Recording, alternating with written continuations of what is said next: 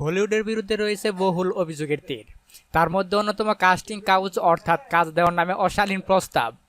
গ্ল্যামারের আলোর ঝলকানির ওপারে ঘাপটিমের আড়ালে থাকা ব্যক্তিদের মুখোশ সামনে এনেছেন নার্গিস ফাকরি, রিচা চড্ডার মতো জনপ্রিয় নায়িকারা।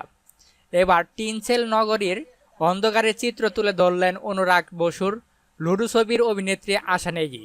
সম্প্রতি এক সাক্ষাৎকারে অভিনেত্রী জানিয়েছেন কিভাবে এক ছোট পর্দার শুটিং কোঅর্ডিনেটর তার শয্যাসঙ্গী হওয়ার প্রস্তাব দিয়েছিল কাজের বিনিময়ে। অভিনেত্রীর কথায়, বহু বছর আগের কথা, তখন আমার বয়স মাত্র 22 বছর।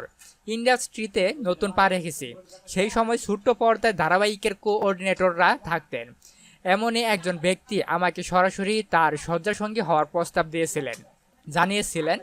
এভাবেই নাকি ছোট পর্দার জগতে কাজ চলে। কাজ পেতে হলে আমাকেও এই পথ অবলম্বন করতে হবে, আর যদি সেটা না করি তাহলে কখনোই সাফল্যের মুখ দেখব না। ছোট পর্দার সব বড় তারকাই এইসব করেছে। আমি সরাসরি জানিয়েছিলাম কম্প্রোমাইজ করার পথে হাঁটতে চাই না।